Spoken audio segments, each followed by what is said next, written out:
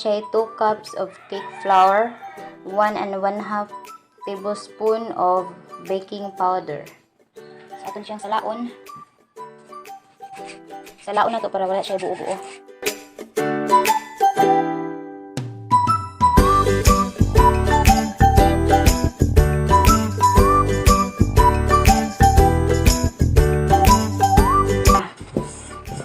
So, pino kayo ang iyang agi guys. Oh. Pino jud siya. So, iset aside sa ninato kay ari na punta sa wet ingredients. Sa wet ingredients guys, kay mao ni atong sudlan gyapon kay wala na tayong sudlanan. Sunod kay magbutang ta og 1 and 1/2 cup of water.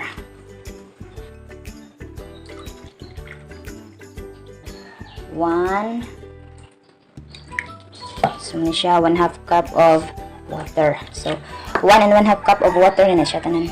So, next is ang white sugar.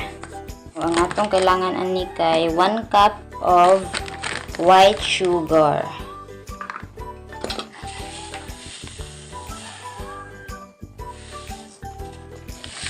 So, kung paagi ani kay ako ni siyang butang din sa tubig para ma-dissolve siya.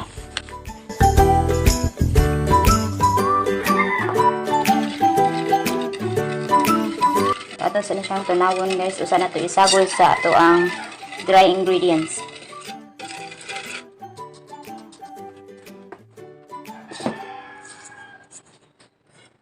So ato sa siyang i-mix para ma-mix ang baking powder ug ang flour.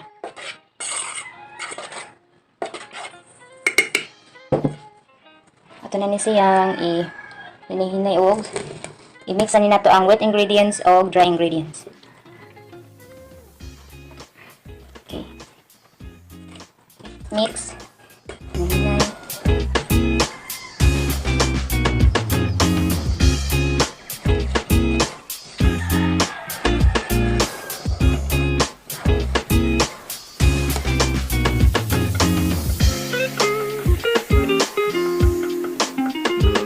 I-mix na to hangtod wala na siya buo-buo. Guys. So, set aside sa nina to. Sulod na to ang buhaton guys kay ato ang andamo ng atong hand mixer. Kani. Sa Shopee sa nina ko siya gi-order. Ang tips na ko ani guys, aning hand mixer na to nga kini human ninyo gamit sa kaniyang kani ba? Human ninyo gamit ani kay hugasan ninyo human inyong paughon nya tapuan dayon kay aron dili siya matayan. Karon nato na siyang ibutang.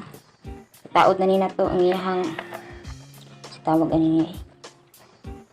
Okay.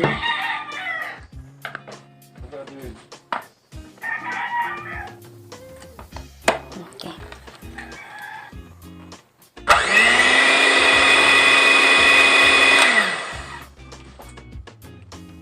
Nya karon atong andamo ng atong ingredients para sa mirang. Una kay kaning 5 egg whites. Sunod kay 5 tablespoon of white sugar. Nya 1/2 teaspoon of cream of tartar. Let's go.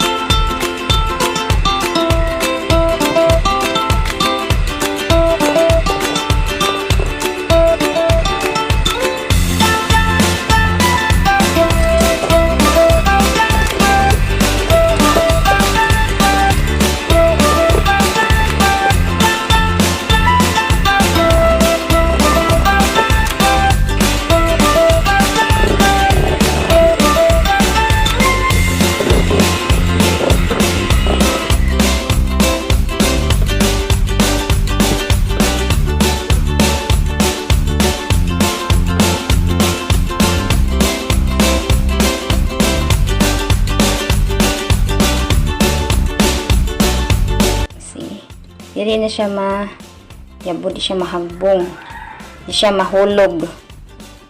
Ay, muna siya timilhan nga ning stiff pick na imuhang mirang. Okay. So, manata guys sa ato ang mirang. Ang atong next buhaton kay aton ni siyang i-mix, himay-himay. Before dito makalimot, ato din butangan og vanilla.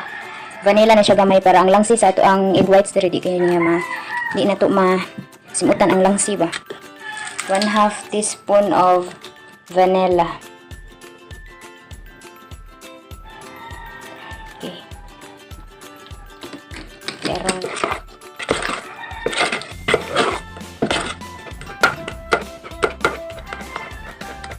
so i-mix na to siya. Gamay-gamay lang atong ibutang. Di na to siya ihuwad tanan kay mo kuan niya to ang mirang.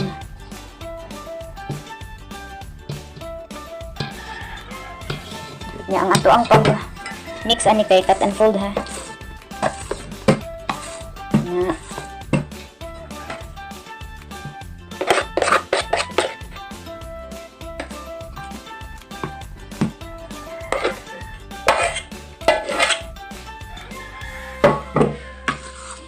So i-mix na nato, i-cut and fold. Dili na to i-overmix guys ha.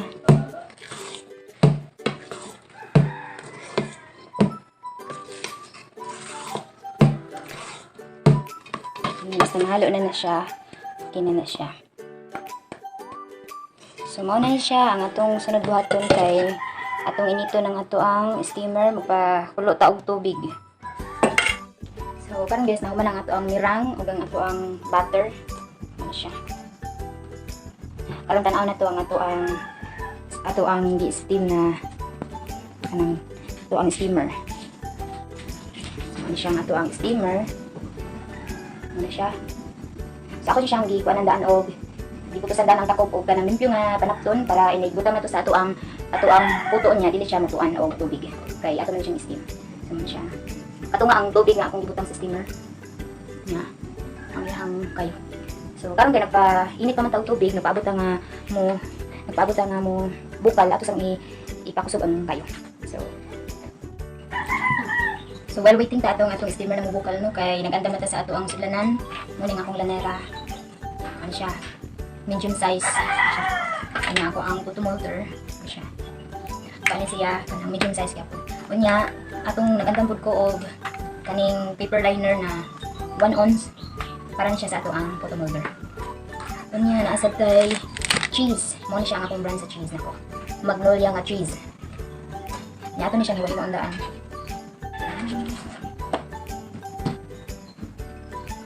Maong kani akong dipili guys kay mas kuan niya kay inighiwa gani niya kay dili siya mopilit sa kutsilyo. Muni nakaganahan ko aning magnolia nga cheese. Diba? Dili siya kanang ingana ka mopilit gani namang gi ubang cheese ug nga mopilit siya maayo. Dugay siya matangtang sa kutsilyo.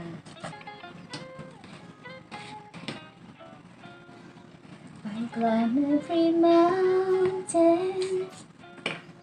Ito lang siguraduhon nga limpyo ang atong photo molder o atong lanira.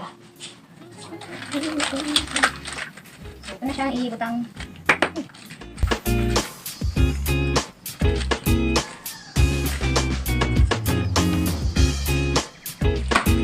Ito na ito kutsara.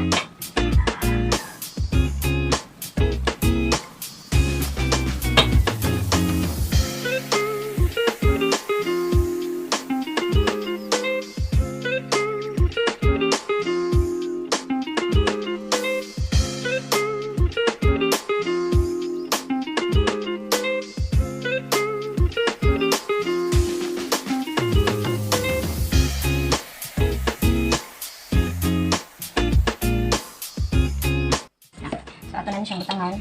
Pinabukal lang ako ang steamer. Ano siya?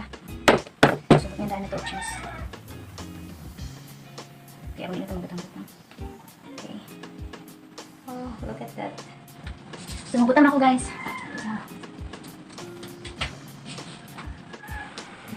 So ako na siyang gibutang sa steamer ang ato ang puto. So tanaw na to ha. Ano siya? Ano siya? Yan na dira sila ang puto niya. Dili na to kalimtan nga ato ang butangan og panapton ang takob sa steamer. Kanya ang iyahang kayo kay low medium fire. Oo, low medium fire. So magpaabot ta, timera na to mga kato siya kay gamay raman siya mga 15 minutes. 15 minutes ra siya. So paabot ta guys. Karon guys, muna ang atong timer ning stop na 15 minutes. So tanawa. So ato siyang i-toothpick test kung luto na ba gyud siya. Ay kainit. Ano yan ang kayo. Hinayan sa nato ang kayo. Okay. Go. Okay. So wala na madala. Hindi na siya basa. Okay na siya.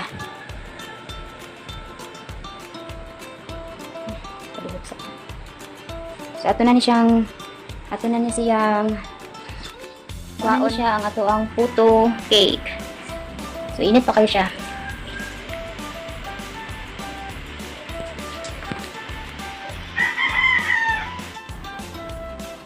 Ang atong lamian na puto cake.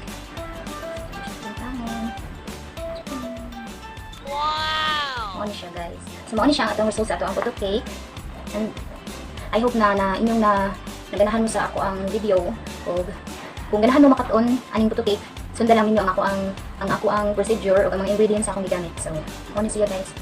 For sure, magustahan jud ninyo ni kay lami kayo na. Puti siya na puti gyud. Mo ni siya. Guwapa pa siya tan-aw. So bye bye guys. So, I hope na ganahan mo, i-like lang po niya ang atong video o subscribe mo. Bye bye.